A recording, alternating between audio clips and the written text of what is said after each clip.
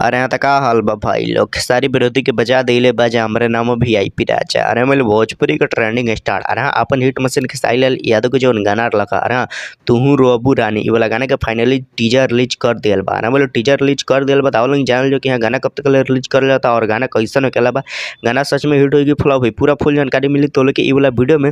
तो तोले ई वाला वीडियो को शुरू से लेकर लास्ट तक देख लगी। बाकी अभी तक हमारे चैनल के सब्सक्राइब नहीं करने के लिए तो अभी सब्सक्राइब करके हमसे जुड़ जाएंगे। तो भाई लोग तो लोग सबसे पहले बता दी कि हाँ तुहू रोबू रानी वाला गाने के लिखले के बता, गाना के लिखले बड़न किशन कांत जी। अरे गाना के लिखले बड़न किशन कांत जी और भाई लोग ये वाला गाने म्यूजिक सुने के मिली तो लोग आर्या शर्मा के। अरे भाई लोग म्यूजिक दिले बड़न आर्या शर्मा। बाकी भाई लोग ये वाला जो गाना के टीजर के बात कर लेंगे, टीजर कैसन बता, टीजर बहुत ही बेस्ट। अरे बहुत ही मस्त लाजवाब टीजर बा। अरे ये वाला गाने के जो वीडियो क्वालिटी बा रहा है जो अभी टीजर रिलीज भल बा ग्लोबल म्यूजिक जंक्शन के टीजर देखला के बाद पूरा मतलब मजा आ जाता है। इतना मस्त वीडियो के क्वालिटी देवल गल बा और जो टीजर में के म्यूजिक बा टोन भी बहुत ही खतरनाक लागत आ रहा है। मतलब वीडियो और म्यूजिक दोनों बेस्ट लेवल के बा, नेक्स्ट लेवल के बा और बहुत ही कमाल के बा। बाकी तो लोग बता दी कि हाँ गाना गईले बनन सिर्फ खेसारी लाल यादव। अरे हाँ भाई सिंगल गाना होकल बा सिर्फ खेसारी लाल यादव गईले बनन और ये वाला जौन गाना बा तो स्लो मौसम में होकल बा, स्लो मौसम में होकल बा और ये वाला गाना जौन बा तो बहुत ही बेस्ट, बहुत ही मस्त, बहुत ही खतरनाक होखेला बा। अरे बोलो बहुत ही खतरनाक गाना होखेला बा।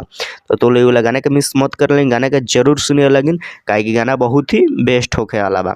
बाकी तो लोग बता दी कि गाना जौन बा तो कौ तारीख रिलीज कर ली तो गाना जौन बा अरे हाँ कल सुबह 6:30 में गाना के रिलीज कर जाई। अरे हाँ ग्लोबल म्यूजिक जंक्शन के यूट्यूब चैनल पे 6:30 में गाना रिलीज कर ली। तो लोग गाना के मिस मत कर लें, गाना के जरूर सुनिए लगिन। बाकी तो लोग बता दी कि हम वीडियो फॉर्मेट के देखे के मिली तो आर्या बंसल। अरे हाँ आर्या बंसल तो लोग वीडियो फॉर्मेट में देखे के मिलन और खेसारी लाल यादव। और हाँ न्यू एक्टर है सही और खेसारी लाल यादव के साथ में वीडियो शूट करल गल बा और वीडियो बहुत ही नेक्स्ट लेवल के बा जो तो लोग वीडियो और गाना सुनने में पूरा मजा आ जाए। बाकी तो लोग कल सुबह तैयार रहेंगे 6:30 में ग्लोबल म्यूजिक जंक्शन के यूट्यूब चैनल पे गाना रिलीज हुई। तो लोग गाना का मिस मत कर लेंगे, गाना के जरूर सुनिए लेंगे काहे कि खेसारी लाल यादव के सैड सॉन्ग बहुत ही बेस्ट बनावल गल बा। बाकी तो लोग ये वाला वीडियो कैसा लगल, अच्छा लगल तो लाइक कर लें, चैनल के सब्सक्राइब कर लें, वीडियो के शेयर कर लें और बाकी तो लोग भी खेसारी लाल यादव के फैन बढ़ तो अच्छा से कमेंट जरूर करिए लगिन। बाकी यहाँ तक वीडियो देखे